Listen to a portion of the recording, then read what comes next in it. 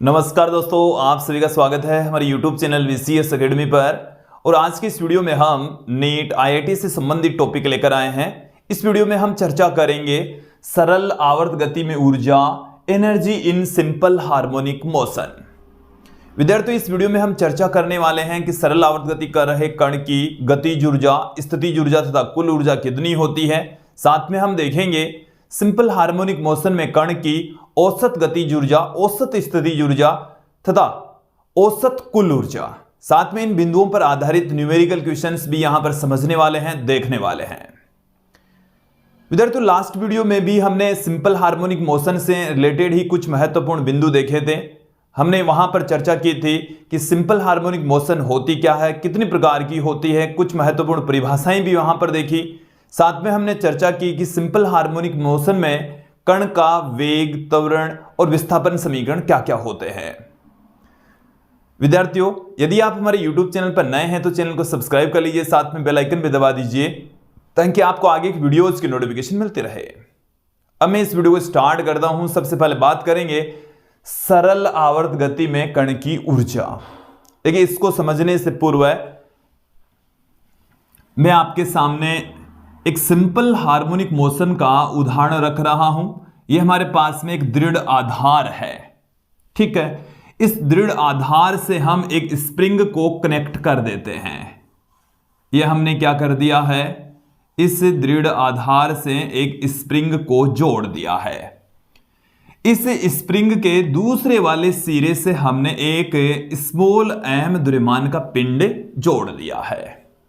जो पिंड है वो इस पृष्ठ के साथ में घर्षण रहित गति करता है। मतलब ये पृष्ठ और इस पिंड के बीच में कोई घर्षण काम नहीं कर रहा। हम ऐसा पृष्ठ लेकर चल रहे हैं।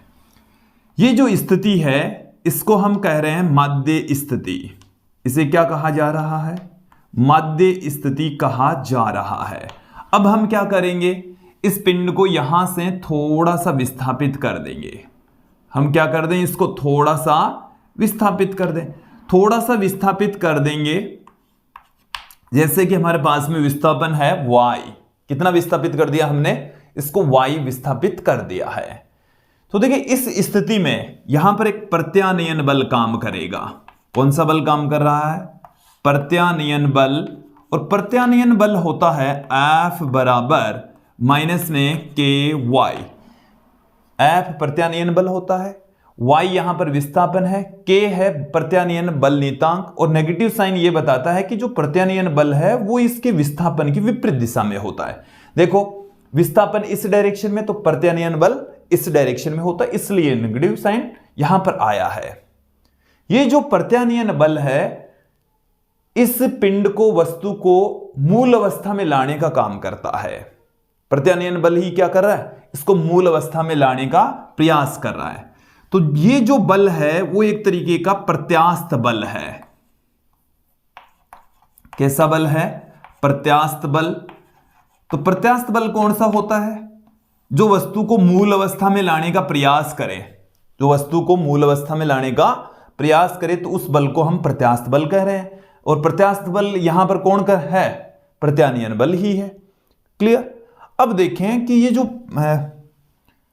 हमारे पास में स्प्रिंग है, इसमें लगने वाला जो प्रत्यानयन प्रत्यास्थ बल है एक संरक्षी बल होता है। ये संरक्षी बल हमने पहले ही पढ़ लिए हैं। और संरक्षी बलों के उदाहरण में एक उदाहरण ये भी है। देखिए, हमने विद्युत बल, चुंबकीय बल, गुरुत्वीय बल, उनको संरक्षी बल कहा है। एक प्रत्यास्थ बल भी क्या होता है? संरक्षी बल ही होता है। और संरक्षी बल के अधीन यदि कोई कण गति कर रहा है तो उसकी यांत्रिक ऊर्जा संरक्षित रहती है। देखिए, यांत्रिक ऊर्जा संरक्षण के अंदर हमने क्या पढ़ा था कि संरक्षी बल के अधीन यांत्रिक ऊर्जा संरक्षित रहती है। यांत्रिक ऊर्जा का मतलब होता है गतिज ऊर्जा प्लस स्थितिज ऊर्जा। तो यहां पर सिंपल हार्मोनिक मोशन में कोई कण गति कर रहा है तो उस पर प्रत्यानयन बल काम करता है, अर्थात वो जो बल है वो है प्रत्यास्थ बल। और प्रत्यास्थ बल एक संरक्षी बल होता है और संरक्षी बल के अंदर यांत्रिक ऊर्जा क्या रहेगी? संरक्षित रहेगी। तो सिंपल हार्मोनिक मोशन में गति कर रहे कण के अंदर गतिज ऊर्जा तथा स्थितिज ऊर्जा दोनों रहती है और वो नियत भी रहती है। अभी हम आगे इन सबको देख भी लेंगे, समझ भी लेंगे। तो ये चीजें मैंने यहां पर पहले ही क्लियर कर दी है। चलिए यहां पर आप ध्यान दें कि सिंपल हार्मोनिक मोशन में कण की ऊर्जा, तो कण की ऊर्जाएं दो होती है। कितनी ऊर्जाएं हैं? दो। पहली जो ऊर्जा है वो है पोटेंशियल एनर्जी और दूसरी जो एनर्जी है वो है काइनेटिक एनर्जी। दोनों को हम एक एक करके विस्तृत रूप से देखने वाले हैं, समझने वाले हैं। सबसे पहले मैं ले लेता हूं ए पार्ट, स्थितिज ऊर्जा। स्थितिज ऊर्जा, स्थितिज ऊर्जा को हम यू से लिखेंगे। स्थितिज ऊर्जा को हम किससे पुट करते हैं? यू से लिखते हैं, यू से पुट करेंगे इसको। देखिए होती क्या है कि जैसे मान लीजिए कि हमारे पास में ये स्प्रिंग है, इसको हम धक्का मारकर यहां पर ला रहे हैं, तो इसके ऊपर प्रत्यानयन बल काम कर रहा है। प्रत्यानयन बल तो इधर खींच रहा है, हम इसको धक्का देकर खींचकर यहां पर ला रहे हैं। तो हम क्या कर रहे हैं? प्रत्यानयन बल के विरुद्ध काम कर रहे हैं। तो किसी सिंपल हार्मोनिक मोशन में जो कण है उसको माध्य स्थिति से दूर ले जाते हैं, तो हमें प्रत्यानयन बल के विरुद्ध काम करना पड़ता है।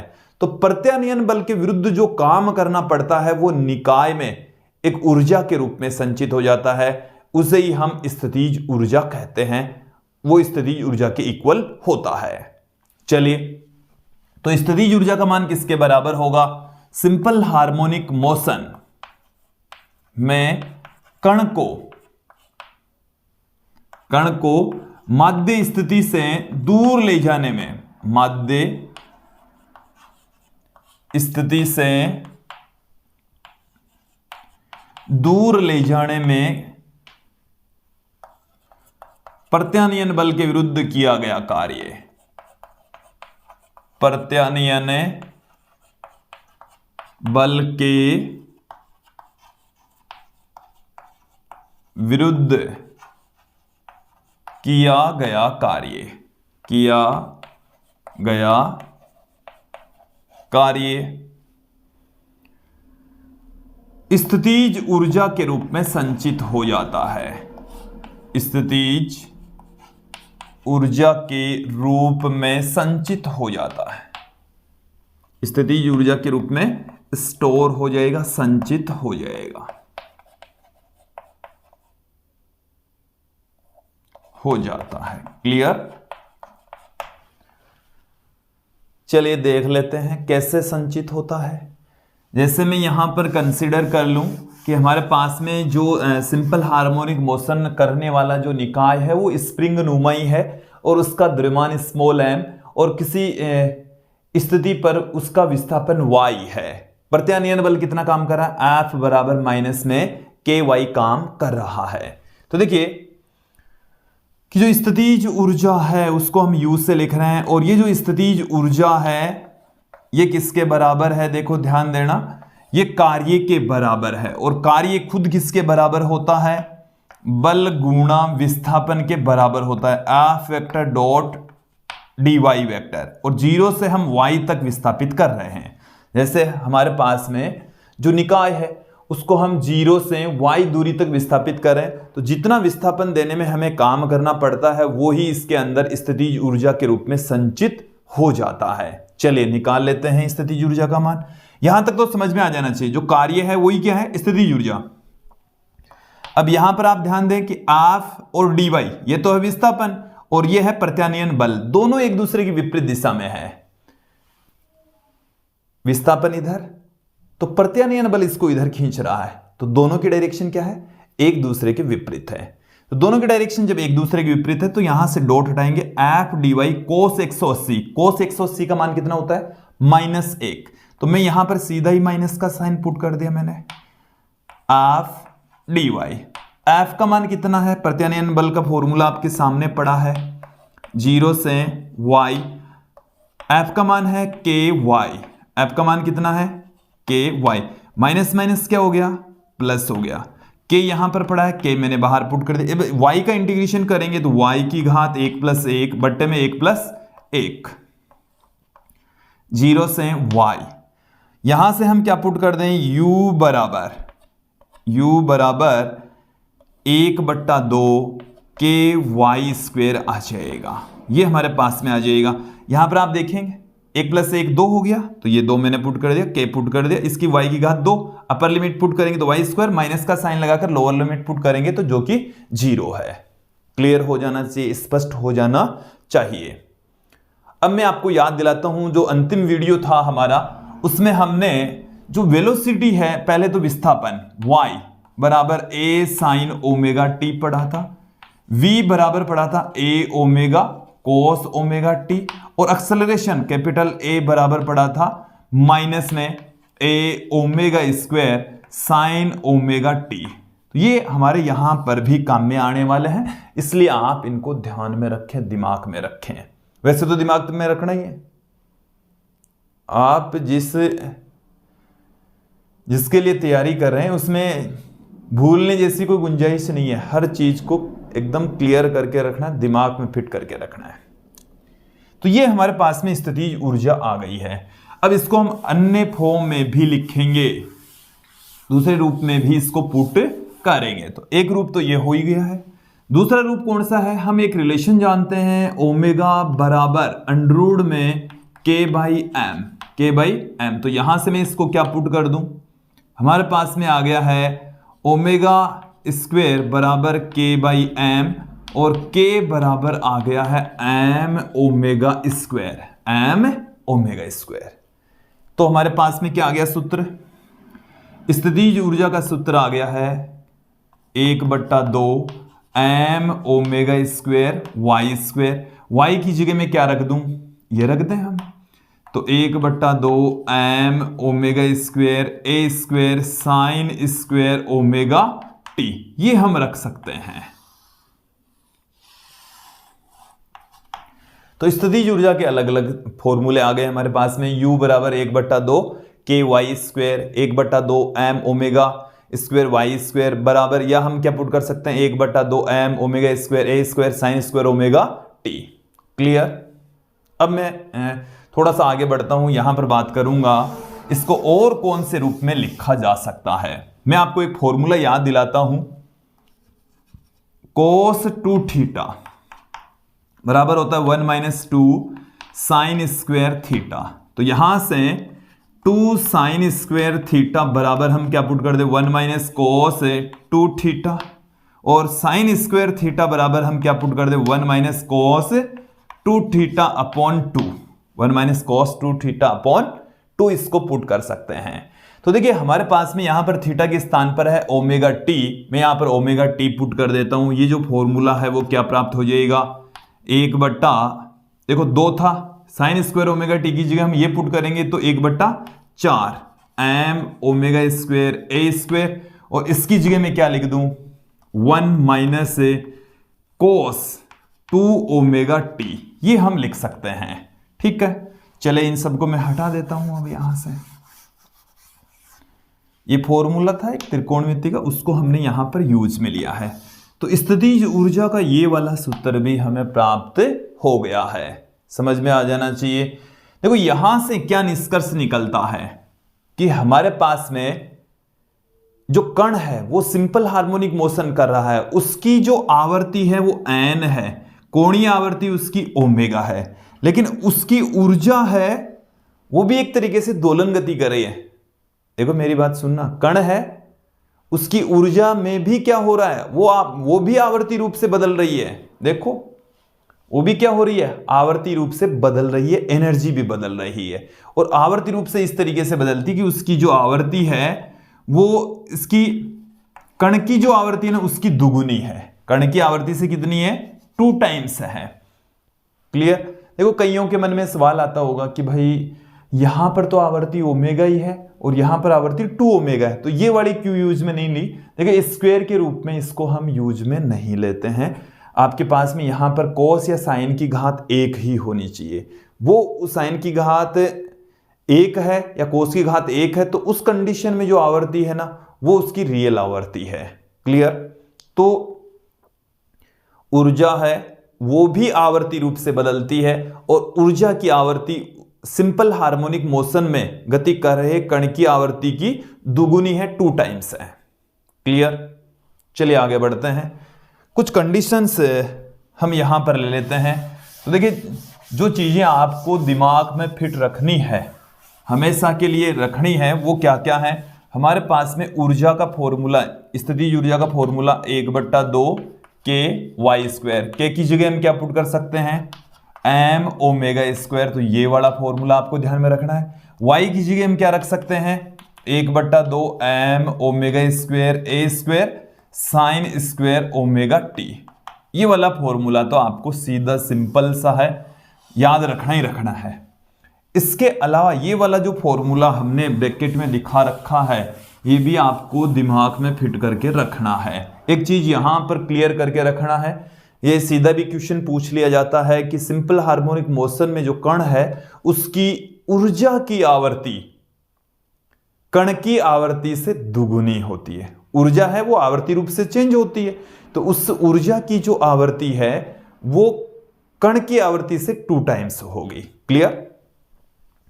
देखें, अब मैं यहां पर कुछ कंडीशन आपके सामने रख देता हूं। बात करता हूं यहां पर चरम स्थिति। चरम स्थिति के ऊपर स्थितिज ऊर्जा क्या हो जाएगी। तो देखिए, चरम स्थिति के ऊपर स्थितिज ऊर्जा मैक्सिमम होती है। स्थितिज ऊर्जा क्या होती है, मैक्सिमम। चरम स्थिति के ऊपर जो y का मान है वो या तो प्लस में a या माइनस में a होता है, प्लस a या माइनस में a होता है। तो u कितना हो जाएगा, u हो जाएगा हमारे पास में 1/2 m⍵²A² हो जाएगा। ये हमारे पास में u बराबर ½ m⍵²A²। ये कब है, चरम स्थिति पर। जब स्प्रिंग ऐसे दोलन गति कर रही है, ये माध्य स्थिति, तो ऐसे अधिकतम जहां पर स्थिति होती है वो है चरम स्थिति। तो वहां पर जो स्थितिज ऊर्जा है वो मैक्सिमम है। स्थितिज ऊर्जा क्या है, अधिकतम, और उसकी वैल्यू किसके इक्वल होती है, ½ m⍵²A² के इक्वल होती है। फिर मैं यहां पर बात करता हूं माध्य स्थिति की। तो माध्य स्थिति देखिए, माध्य स्थिति के ऊपर जो कण है उसका विस्थापन 0 होता है। कण का जो विस्थापन है वो कितना होगा, 0 होगा, 0 होगा। क्लियर। तो 0 होगा तो u बराबर भी कितना हो जाएगा, 0। u बराबर भी कितना हो जाएगा, 0 मिनिमम होता है। स्थितिज ऊर्जा क्या होती है, मिनिमम होगी, 0 होगी। तो ये सारी चीजें क्लियर हो जानी चाहिए, स्पष्ट हो जानी चाहिए। अब हम थोड़ा सा आगे बढ़ते हैं। अब यहां पर हम बात करेंगे गतिज ऊर्जा की, कि सिंपल हार्मोनिक मोशन में कण की जो गतिज ऊर्जा है वो कितनी होगी। चलिए अब देखेंगे हम गतिज ऊर्जा। सिंपल हार्मोनिक मोशन में गतिज ऊर्जा बी पार्ट। गतिज ऊर्जा, देखिए गतिज ऊर्जा का मतलब तो यही है कि गति के कारण से कण में संचित ऊर्जा। देखें,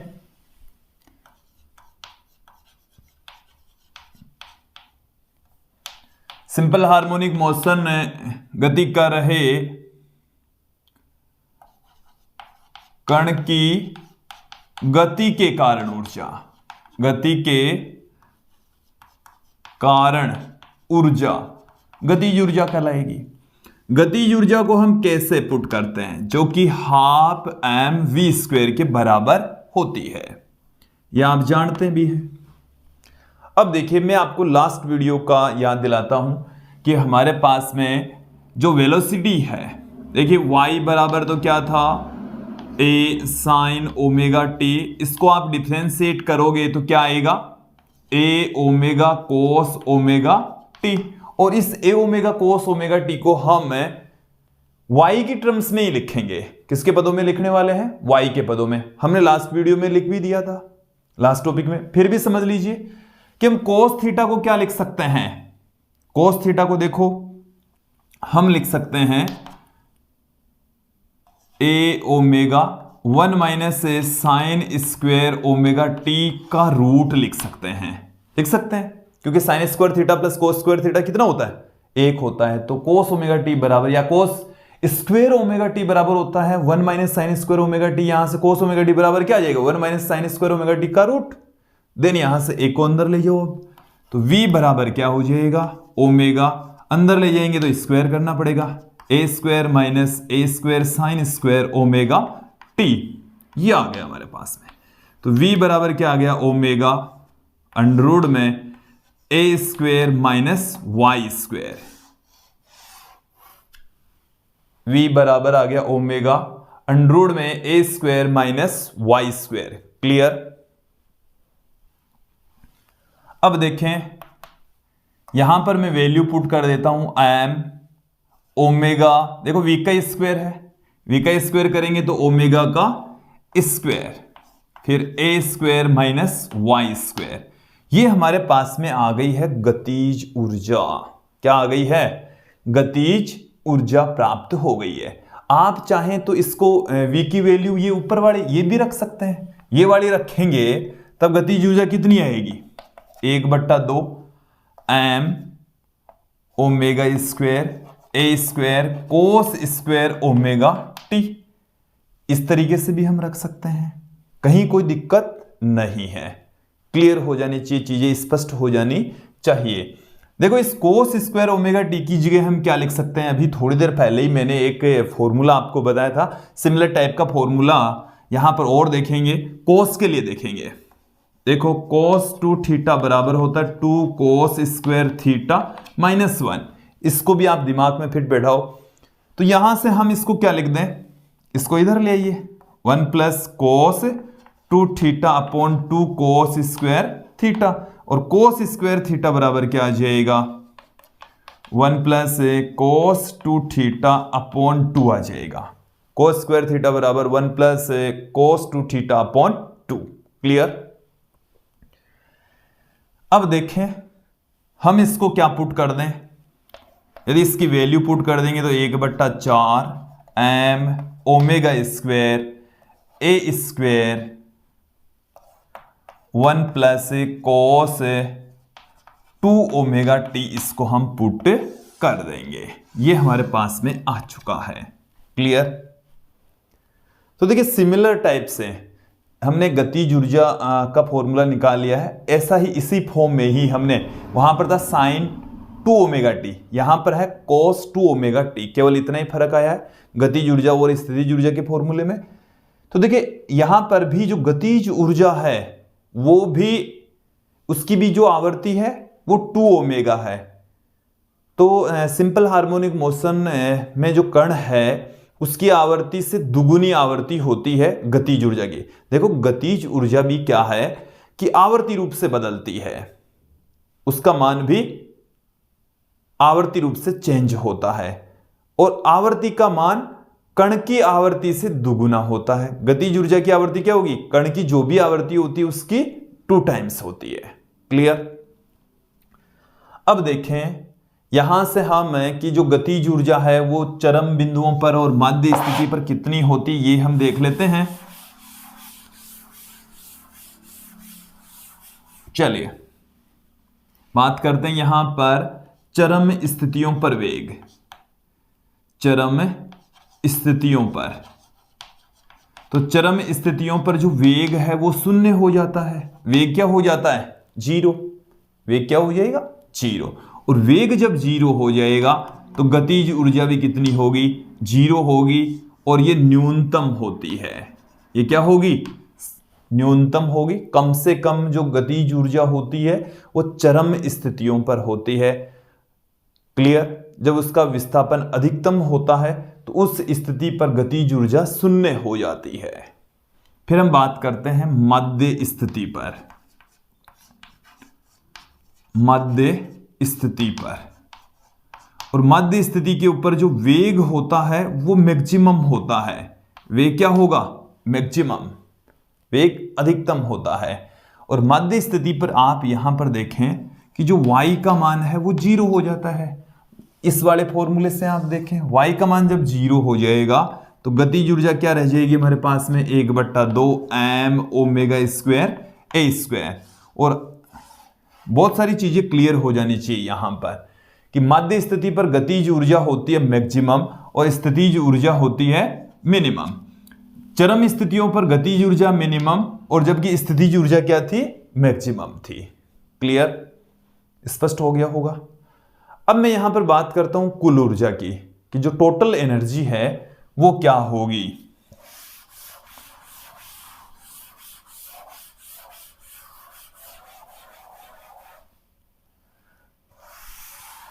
अभी तक आपने क्या क्या पढ़ लिया है इसको मैं एक बार थोड़ा सा क्लियर कर देता हूं, वो हमारे काम में भी आएगा, उसको हम यहां पर पुट भी कर लेंगे।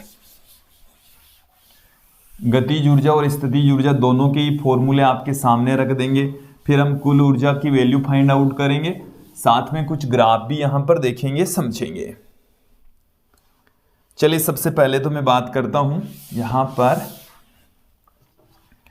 स्थितिज ऊर्जा की। तो स्थितिज ऊर्जा का फॉर्मूला हमारे पास में क्या था, 1/2 के वाई स्क्वेयर, इसे हम क्या लिख दें 1/2 m omega square y square. इसे हम ये भी लिख सकते हैं 1/2 m omega square a square sine square omega t, ऐसा हम पुट कर सकते हैं। क्लियर। अब यहां पर देखिए, इसको चाहें तो हम कोस वाले फॉर्म में भी इसको पुट कर सकते हैं। चलिए इसको लिख देते हैं, वो फॉर्म भी हम पुट कर देंगे 1/4 m omega square a square 1 minus cos 2 omega t, ये हमारे पास में है। ये तो स्थितिज ऊर्जा के सारे फॉर्मूले हो गए हैं। ठीक है, अब मैं बात करता हूं गतिज ऊर्जा की। तो गतिज ऊर्जा होती है 1/2 m V square, 1/2 m V square, और इससे हम और कौन से रूप में लिख सकते हैं 1/2 m, v का मान क्या होता है ओमेगा स्क्वेयर और a square minus Y square, इस रूप में हम लिख सकते हैं। इसे हम और क्या लिख देंगे 1/2 m ओमेगा स्क्वायर, क्योंकि v का जो मान है ना वो a omega cos omega t भी होता है, तो a square omega square cos square omega t भी आ जाएगा। साथ में 1/4 m ओमेगा स्क्वायर ए square 1 plus cos 2 omega t, 1/4 m omega square ए square 1 plus cos 2 omega t. Clear, ये हमारे पास में सूत्र हैं। अब मैं यहां पर थोड़ी चर्चा करता हूं कुल ऊर्जा की। तीसरा जो बिंदु हमारे पास में है कुल ऊर्जा, सिंपल हार्मोनिक मोशन में टोटल एनर्जी, कुल ऊर्जा किसके इक्वल होगी, कुल ऊर्जा यहां पर होने वाली है गतिज ऊर्जा तथा स्थितिज ऊर्जा के योग के बराबर। मैंने आपको पहले ही क्लियर कर दिया कि जो स्प्रिंग है उससे जुड़े पिंड की गति सिंपल हार्मोनिक मोशन होती है, और सिंपल हार्मोनिक मोशन में प्रत्यानयन बल काम करता है। प्रत्यानयन बल एक प्रत्यास्थ बल होता है और प्रत्यास्थ बल संरक्षी बल होता है, और संरक्षी बल के अधीन यांत्रिक ऊर्जा संरक्षित रहती है। संरक्षी बल के अधीन यांत्रिक ऊर्जा संरक्षित रहेगी। क्लियर, इसका मतलब है कि गतिज ऊर्जा और स्थितिज ऊर्जा का योग नियत रहता है। अभी देख लेते हैं। देखिए E बराबर के का मान कितना है, कोई सा भी फॉर्मूला रख दीजिए, इन दोनों को रख लें ज्यादा अच्छा रहेगा। 1/2 m ओमेगा स्क्वायर ए square sine square omega T.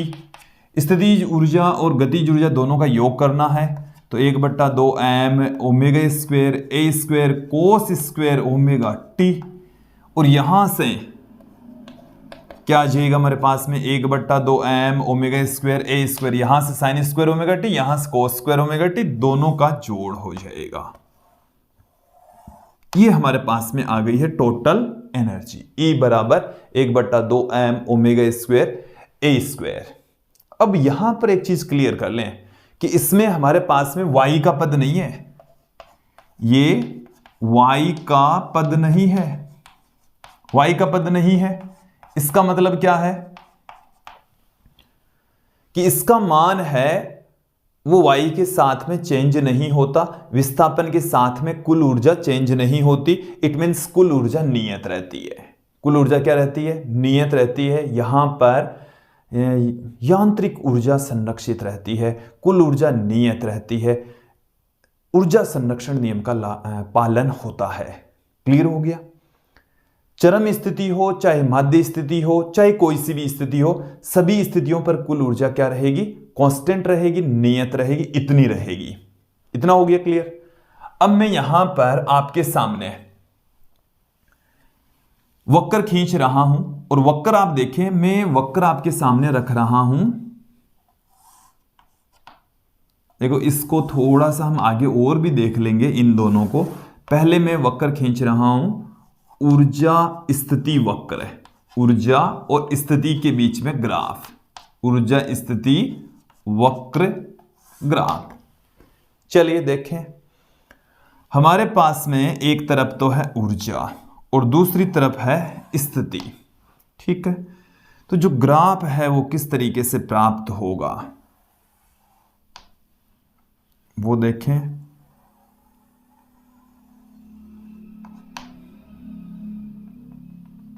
मैं एक बार ग्राफ को बना देता हूं। चलिए, इस तरफ तो हमने क्या ली है? ऊर्जा, और दूसरी तरफ हमने क्या ली है? स्थिति y। ठीक है, ये हमने y ली है। चलिए यहां पर ध्यान दें, हमारे पास में स्थिति यहां पर y बराबर है प्लस में a, यहां पर है y बराबर माइनस में a। क्लियर हो गया इतना?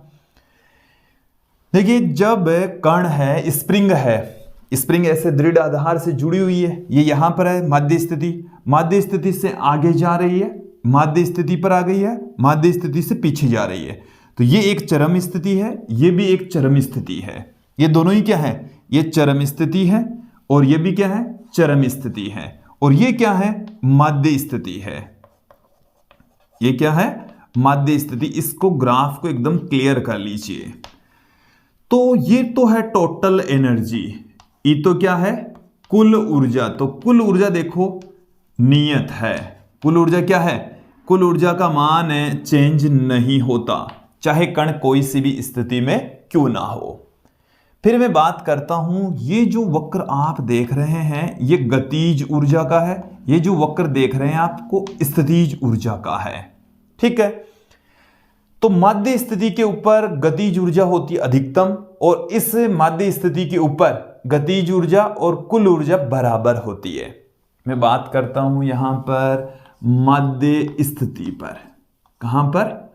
माध्य स्थिति पर। माध्य स्थिति के ऊपर देखो, u तो 0, u कितना? 0। u यहां पर कितना है? यही तो है माध्य स्थिति, और u वाला वक्र यह है। कुल ऊर्जा है वो है E, जो कि गतिज ऊर्जा के बराबर है। कुल ऊर्जा गतिज ऊर्जा के बराबर है। क्लियर हो गया? और कुल ऊर्जा आपको पता ही है, ये होती है half m omega square a square. तो यहां पर माध्य स्थिति के अंदर जो गतिज ऊर्जा है वो कुल ऊर्जा के बराबर और 1/2 m omega square a square के बराबर होती है। क्लियर? फिर मैं यहां पर बात करता हूं चरम स्थिति पर। जो चरम स्थितियां हैं उनकी यहां पर हम चर्चा करेंगे। चरम ये वाली स्थिति है, और चरम स्थिति के ऊपर y तो कितना होता है? Plus minus a। और चरम स्थिति के ऊपर देखो माध्य स्थिति पर तो y 0, चरम स्थिति पर प्लस में a, यहां तो प्लस में है या माइनस में है। उस स्थिति के अंदर गतिज ऊर्जा 0 हो जाएगी। गतिज ऊर्जा क्या हो जाएगी? शून्य। गतिज ऊर्जा शून्य हो जाती है, और जो टोटल एनर्जी होती है सिर्फ और सिर्फ स्थितिज ऊर्जा के इक्वल होगी। तो इस स्थिति में भी जो स्थितिज ऊर्जा है चरम स्थिति के ऊपर वो 1/2 m omega square a square के बराबर होती है। तो मुझे उम्मीद है कि ये जो वक्र है वो अच्छे से समझ में आ गया होगा। अब देखो यहां पर ये हमारे पास में स्थितिज ऊर्जा, ये हमारे पास में गतिज ऊर्जा, इन दोनों का आप जोड़ करोगे, दिस प्लस दिस, इन दोनों का जोड़ करोगे ना, यहां से लेकर यहां तक और यहां से लेकर यहां तक, तो ये यहां तक पहुंच जाएगा, कुल ऊर्जा के बराबर हो जाएगा। ये क्या है हमारे पास में? U, ये हमारे पास में क्या है? K। तो K और U क्या हो गया, E हो गया है, ये E है। क्लियर, समझ में आ जाना चाहिए, स्पष्ट हो जाना चाहिए। फिर हम आगे बढ़ते हैं, इसको मिटा देता हूं मैं। ये तो था ऊर्जा स्थिति वक्र। अब मैं आपके सामने ऊर्जा समय ग्राफ बताता हूं क्या होगा, किस तरीके से उनकी वैल्यू चेंज होने वाली है। अब हम ग्राफ देखने वाले हैं ऊर्जा समय ग्राफ। ऊर्जा समय ग्राफ, समय के साथ में जो ऊर्जा है वो किस तरीके से बदलती है, समय के साथ में ऊर्जा में किस तरीके से परिवर्तन होता है, ये हम देख लेते हैं, समझ लेते हैं। एक तरफ हम लेंगे ऊर्जा, एक तरफ हम क्या लेंगे, ऊर्जा, और दूसरी तरफ हम क्या लेकर चलेंगे, समय। तो इधर तो क्या है हमारे पास में, ये तो समय है, ठीक है। इस तरफ ऊर्जा है। मैं आपको बता दूं कि जो टोटल एनर्जी है वो तो कांस्टेंट रहेगी। टोटल एनर्जी क्या रहेगी, कांस्टेंट रहेगी, नियत रहेगी। ये हमारे पास में है टोटल। एक तरफ तो हमने ली है ऊर्जा, इस तरफ हमने क्या लिया है, ऊर्जा। और ये जो ऊर्जा है, ये जो लाइन आप देख रहे हैं, ये टोटल ऊर्जा की है, कुल ऊर्जा की लाइन है, कुल ऊर्जा। इतना क्लियर हो गया, स्पष्ट हो गया। अब मैं यहां पर बात करता हूं, दो वक्र आपके सामने रख रहा हूं मैं। देखिए जो वक्र हैं वो किस तरीके से हैं, ऐसे।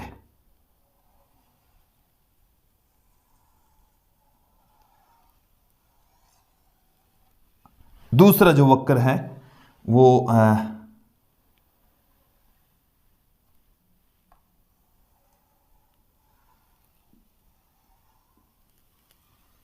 ये आप थोड़ा सा ध्यान दें। और ये जो वक्र है, यहां से मिडिल वाली जो लाइन है वो यहां से मिलती हुई जाएगी ऐसे, ठीक है। थोड़ा बहुत 19-20 है, तो ये क्या है, जो वक्र है उसको बनाने में त्रुटि समझें आप, ठीक है, इस तरीके से होगा। तो ये इसकी मध्य ऊर्जा। अब देखो यहां पर कि ये जब समय 0 है, समय कितना है, 0, और समय जब 0 होता है तो उस स्थिति के अंदर जो स्थितिज ऊर्जा है वो तो है 0। तो ये जो येलो वाली आप लाइन देख रहे हैं ना, ये वाली जो लाइन देख रहे हैं वो किसको बता रही है, स्थितिज ऊर्जा को बता रही है। ये जो ब्लू वाली लाइन आप देख रहे हैं वो किसको बता रही है, गतिज ऊर्जा को बता रही है। समय जब 0 से T/4 हो जाता है, समय कितना हो गया, 0 से T/4, देखो तो जो ये वाली जो ऊर्जा गतिज ऊर्जा है वो क्या हो जाएगी, 0 हो जाएगी। मैं आपको थोड़ा डायग्राम के जरिए समझाता हूं। ये हमारे पास में स्प्रिंग है और यहां पर हमारे पास में ये पिंड है, ये ऐसे रखा हुआ है, ये ऐसे आगे पीछे, ये एक चरम स्थिति है, ये दूसरी वाली चरम स्थिति है। y बराबर प्लस में a और ये y बराबर माइनस में a, ठीक है, और ये y बराबर 0। देखो ध्यान देना, यहां से समय स्टार्ट हो रहा है 0, फिर ये T/4, फिर वापस यहां लौटेगा तो T/2, ये 3T/4 और वापस यहां पहुंच गया तो T हो गया। कितना समय हो गया है, T। तो ये यहां से जब यहां पर पहुंचेगा तो इसकी गतिज ऊर्जा हो जाएगी 0। अरे चरम स्थिति के ऊपर गतिज ऊर्जा क्या हो जाती है, 0 हो जाती है। तो ये गतिज ऊर्जा क्या हो जाएगी, चरम स्थिति के ऊपर यहां पहुंच गया, समय हो गया T/4 और गतिज ऊर्जा हो गई 0। फिर वापस यहां पर माध्य स्थिति पर गतिज ऊर्जा क्या हो जाएगी, अधिकतम, और समय हो जाएगा T/2। T/2 ये समय हो गया, ये 3T/4 और ये कितना है, T समय है। देखें तो यहां से ये 0, फिर T/4, फिर T/2 और T/2 के ऊपर क्या हो जाएगा, गतिज ऊर्जा अधिकतम हो जाएगी। फिर यहां पर गतिज ऊर्जा फिर से 0, फिर वापस आएगा तो गतिज ऊर्जा फिर से अधिकतम। स्थितिज ऊर्जा देखो यहां पर 0, यहां पर अधिकतम, यहां पर स्थितिज ऊर्जा क्या है, अधिकतम, वापस यहां लौटेगा तो स्थितिज ऊर्जा 0, फिर यहां पर स्थितिज ऊर्जा फिर से अधिकतम, फिर ऐसे स्थितिज ऊर्जा और गतिज ऊर्जा दोनों का मान चेंज होता है, आवर्ती रूप से बदलता है। एक जो आवर्त काल है इसके अंदर देखो इसके कितने चक्कर हो जाएंगे, यहां से यहां से स्टार्ट हो रहा है, ये एक चक्कर हो गया, ये 2 चक्कर हो गए, तो इसमें डबल इसकी जो आवृत्ति होती है 2 टाइम्स होती है, कण की आवृत्ति से दुगुनी आवृत्ति होगी। क्लियर हो जाना चाहिए, स्पष्ट हो जाना चाहिए। अब देखें, हम थोड़ा सा आगे बढ़ते हैं। मुझे उम्मीद है ये जो ग्राफ है वो आपको समझ में आ गया होगा। इन दोनों का जो टोटल है वो इस वाली लाइन के द्वारा रिप्रेजेंट किया जा रहा है, ठीक है। और इन दोनों को समझने के लिए ये वाला आप फॉर्मूला यूज में लें, अच्छे से समझ में आ जाएंगे। अब मैं यहां पर चर्चा करूंगा औसत गतिज ऊर्जा तथा स्थितिज ऊर्जा के बारे में। औसत गतिज ऊर्जा कितनी है, औसत स्थितिज ऊर्जा कितनी है, उनकी यहां पर हम चर्चा कर लेते हैं।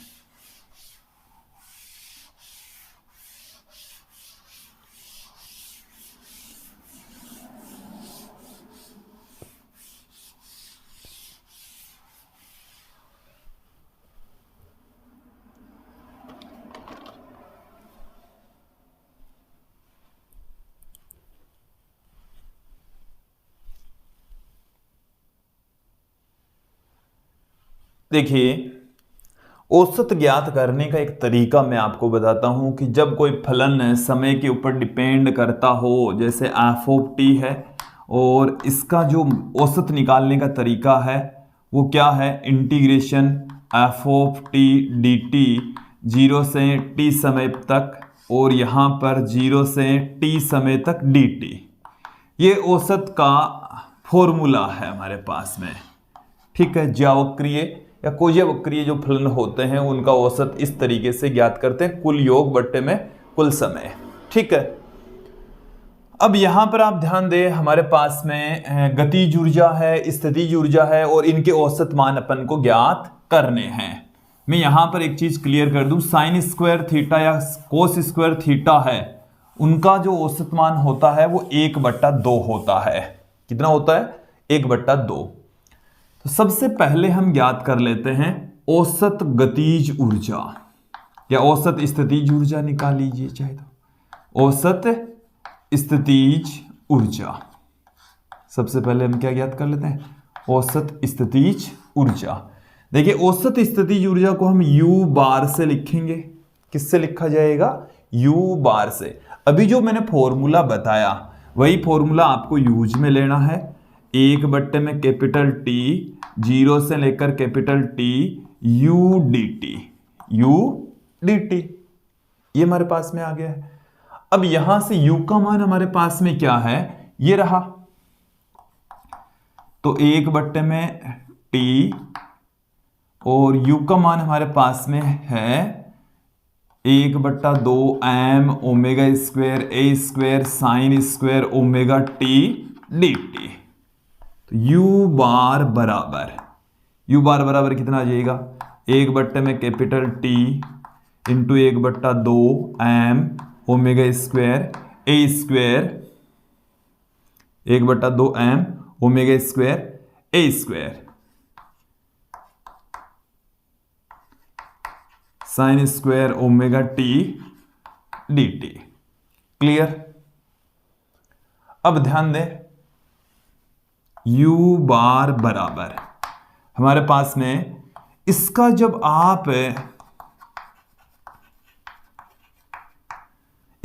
आप इंटीग्रेशन करेंगे तो 1 minus cos 2 omega t upon 2 लिखकर इसका इंटीग्रेशन करेंगे तो देखिए विद्यार्थियों, यहां से हमारे पास में t/2 प्राप्त होने वाला है।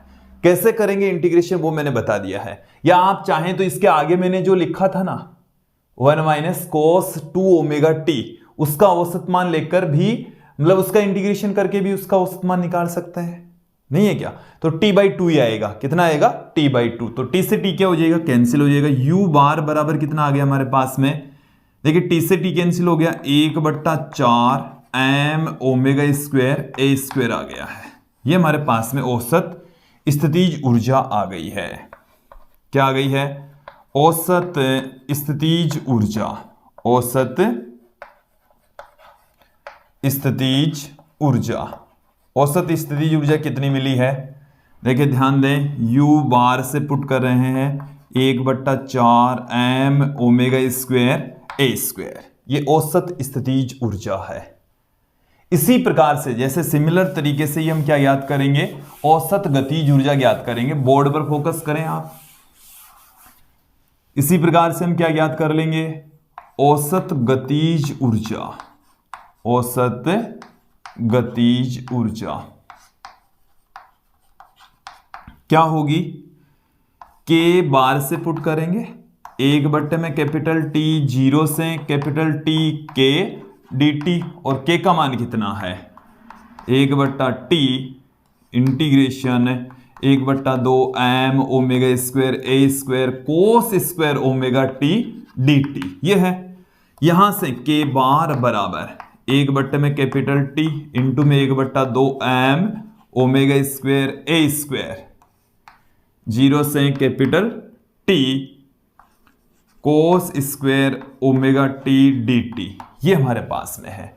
और इसका भी cos²ω t dt का इंटीग्रेशन करेंगे ना तो t/2 ही आने वाला है। कितना आने वाला है, t/2 ही हमें प्राप्त होने वाला है।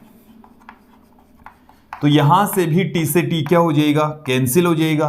तो हमारे पास में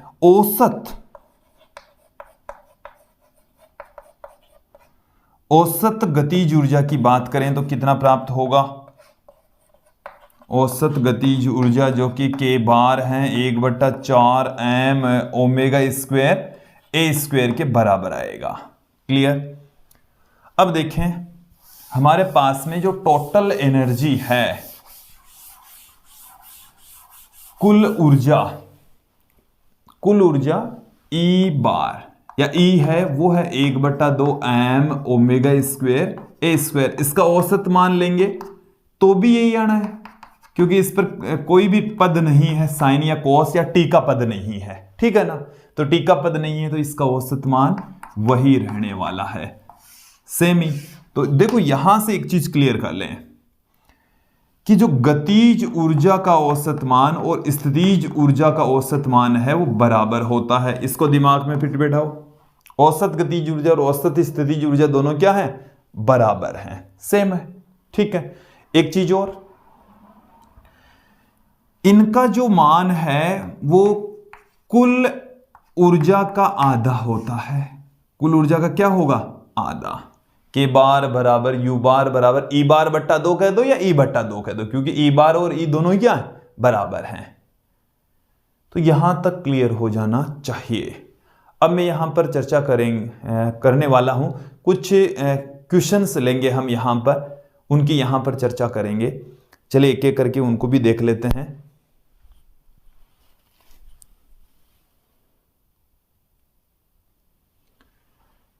चलिए अब यहां पर एक एक करके इन न्यूमेरिकल क्वेश्चंस को देख लेते हैं, समझ लेते हैं। सबसे पहले देखिए कि 1 किलोग्राम द्रव्यमान का एक पिंड सरल आवर्त गति कर रहा है जो अक्स बराबर 6.0 cos 100t + π/4 सेमी से प्रदर्शित की जाती है। तो विस्थापन का आयाम, आवर्ती, प्रारंभिक कला, वेग, त्वरण और अधिकतम गतिज ऊर्जा, ये सब कुछ पूछा है अपन को। देखिए हमें जो स्थिति है उसका पर्टिकुलर मान नहीं दे रखा, अक्स का कोई पर्टिकुलर मान नहीं दे रखा। हमने अभी तक तो जो विस्थापन है उसे y से प्रदर्शित किया है। यहां पर जो आपको विस्थापन दिख रहा है वो अक्स के रूप में दिख रहा है। देखिए अक्स बराबर आप लिख सकते हैं a sin ω t, या अक्स बराबर लिख सकते हैं a cos ω t, और ओमेगा टी प्लस में फाई है वो प्रारंभिक कला कोण होता है। फाई क्या होता है, प्रारंभिक कला कोण। चलिए एक एक करके देखिए। इस इक्वेशन को आप अच्छे से समझिए, यहां इसको समझना है। तो इसमें ये वाली राशि है, ये तो है आयाम। देखो हमें आयाम भी पूछा है, आयाम कहां पूछा है, ये रहा। तो आयाम तो कितना है 6.0 सेमी, ये तो है आयाम। फिर आवर्ती, तो देखो ये होता है ओमेगा टी। देखो मैं आपको बता दूं कि अक्स बराबर a cos ω t + फाई, ये व्यापक समीकरण है विस्थापन का। तो यहां से इन दोनों को कंपेयर करेंगे तो हमें ओमेगा मिल जाएगा। ओमेगा कितना है 100, ओमेगा कितना है 100 रेडियन प्रति सेकेंड, 100 रेडियन प्रति सेकेंड। क्लियर। फिर प्रारंभिक कला, प्रारंभिक कला को हम फाई से लिखते हैं, जो कि यहां पर कितनी है π/4 प्लस में फाई, तो ये कितनी है π/4 है। क्लियर। वेग, देखो v बराबर क्या होता है ओमेगा, ओमेगा अंडरवुड में a² माइनस y² होता है। तो यहां पर ओमेगा का मान तो कितना है 100, ए का मान कितना 6, तो ये आ जाएगा हमारे पास में 6 का स्क्वायर, y है उसकी जगह है अक्स, तो ये आ गया हमारे पास में सेमी पर सेकंड में, सेंटीमीटर प्रति सेकंड। इसी फॉर्म में ही आएगा क्योंकि अक्स का हमें कोई पर्टिकुलर मान नहीं दे रखा। आपको क्वेश्चन कैसे पूछा जा सकता है कि जैसे आपको ऐसे दिया जा सकता है कि अक्स बराबर 2 सेमी पर, अक्स बराबर 2 सेमी पर वेग, तो यहां पर आपको 2 पुट करना पड़ेगा। फिर क्या रखना पड़ेगा 2, आंसर सेमी पर सेकंड में ही आएगा। क्लियर।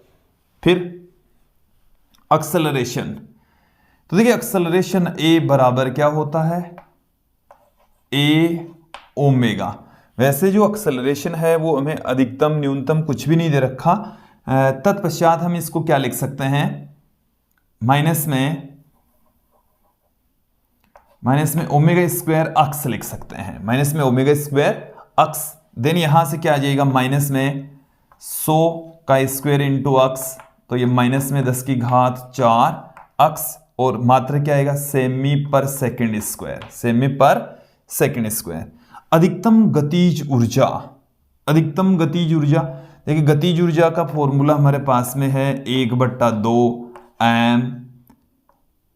एम ओमेगा स्क्वायर ए square cos square omega t, तो कोस स्क्वायर ओमेगा टी तो क्या हो जाएगा 1 हो जाएगा। देन अधिकतम गतिज ऊर्जा के मैक्सिमम यही होती है, तो यहां पर इन सब की वैल्यू पुट कर दें 1/2। एम का मान हमें क्वेश्चन के अंदर देखिए ये रहा, एम का मान कितना दे रखा है 1 किलोग्राम, तो 1। ओमेगा का मान हमें दे रखा है 100, तो 100 का स्क्वायर करेंगे तो 10 की घात 4। एक का मान हमें कितना दे रखा है आयाम, ये रहा सेमी में, तो 6 गुणा 6, और सेमी में दे रखा है, इट मीन्स इसको मीटर में कन्वर्ट करेंगे तो 10 की घात -2, और 10 की घात -2 का स्क्वायर करेंगे तो 10 की घात -4। तो ये 6 गुणा 6 36, 36/2 18 जूल आ जाएगा। कितना आ जाएगा 18 जूल। तो यहां तक क्लियर हो जाना चाहिए, समझ में आ जाना चाहिए। फिर आगे बढ़ते हैं कि सरल आवर्त गति करते कण का विस्थापन जब आयाम का आधा है, एक सरल आवर्त गति कर रहा है कण और विस्थापन जब आयाम का आधा है, तब उसकी स्थितिज ऊर्जा और कुल ऊर्जा का अनुपात क्या होगा। चलिए देख लेते हैं, क्वेश्चन को समझ लेते हैं।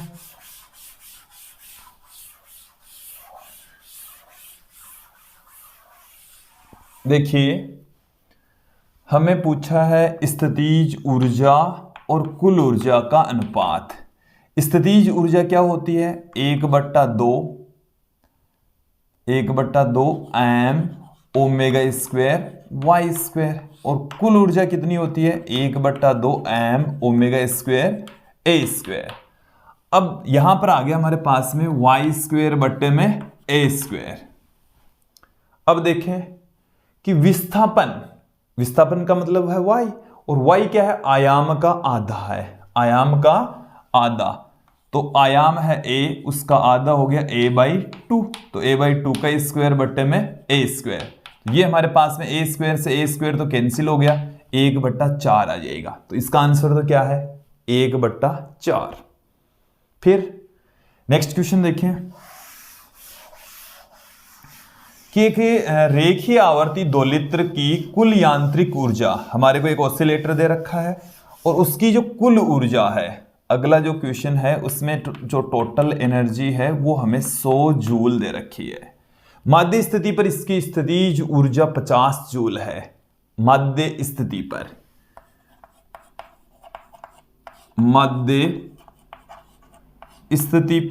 माध्य स्थिति पर जो स्थितिज ऊर्जा होती है, स्थितिज ऊर्जा होती है वो मिनिमम होती है। क्या होती है मिनिमम, और वो हमें 50 जूल दे रखी है। और माध्य स्थिति पर गतिज ऊर्जा होती है वो मैक्सिमम होती है, और वो कितनी होगी, कुल ऊर्जा माइनस यू मिनिमम। तो 100 माइनस कितनी हो जाएगी, 50। तो ये आ गया हमारे पास में 50 जूल। के का जो अधिकतम मान है वो तो कितना आएगा, 50 जूल। यू का मिनिमम मान कितना आएगा, 50 जूल। अधिकतम गतिज ऊर्जा हमें क्या पूछा है, अधिकतम गतिज ऊर्जा। न्यूनतम स्थितिज ऊर्जा, तो अधिकतम गतिज ऊर्जा 50 जूल, न्यूनतम स्थितिज ऊर्जा भी 50 जूल।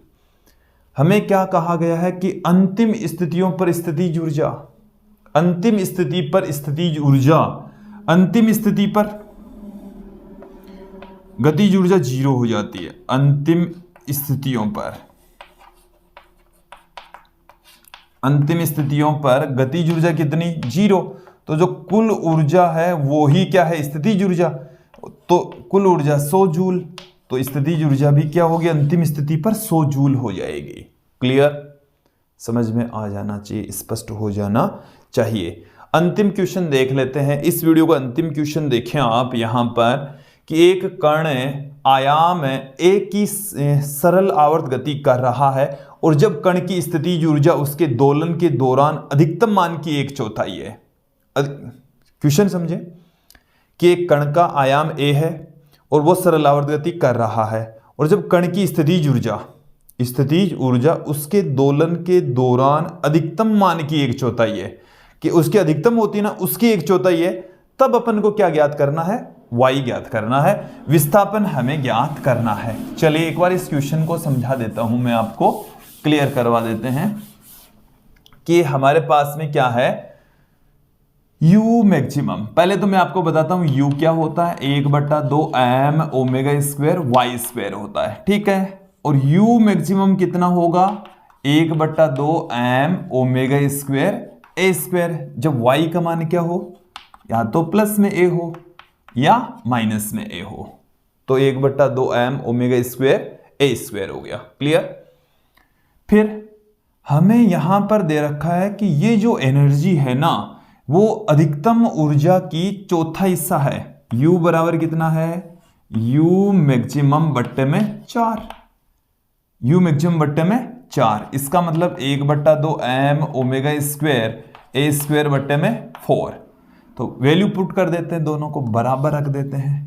क्या आ गया हमारे पास में, 1/2 m omega square Y square बराबर 1/4 इंटू में 1/2 m ओमेगा स्क्वायर ए स्क्वायर। 1/2 ओमेगा स्क्वायर से 1/2 ओमेगा स्क्वायर कैंसिल हो जाता है, तो y बराबर कितना आ जाएगा, a/2, क्योंकि इसका रूट करेंगे a, इसका रूट करेंगे 2, तो y बराबर a/2। a/2 के ऊपर जो इसकी स्थितिज ऊर्जा है वो अधिकतम स्थितिज ऊर्जा की चौथा हिस्सा रह जाएगी। तो विद्यार्थियों ये था आज का हमारा वीडियो, जो कि सिंपल हार्मोनिक मोशन में कण की स्थितिज, गतिज और कुल ऊर्जा पर आधारित था। उनसे रिलेटेड हमने कुछ क्वेश्चंस भी यहां पर देखे। विद्यार्थियों हम आपको बता दें कि नीट से रिलेटेड जो हस्तलिखित नोट्स है आपको हमारे ऐप पर उपलब्ध हो जाएंगे। इस वीडियो के डिस्क्रिप्शन में हमने हमारे ऐप की लिंक दे रखी है, वहां पर जाकर ऐप को डाउनलोड कीजिए और नीट्स के हस्तलिखित नोट्स आप प्राप्त कर सकते हैं। इस टॉपिक के नोट्स भी आप प्राप्त कर सकते हैं। आज की इस वीडियो में इतना ही। नेक्स्ट वीडियो है वो भी हम सिंपल हार्मोनिक मोशन से रिलेटेड ही लेकर आएंगे। कुछ हम सरल आवर्त गति से संबंधित उदाहरण पढ़ने वाले हैं और उनमें उनके आवर्तकाल से रिलेटेड हम वीडियो लेकर आने वाले हैं। आज की इस वीडियो में इतना ही। धन्यवाद दोस्तों।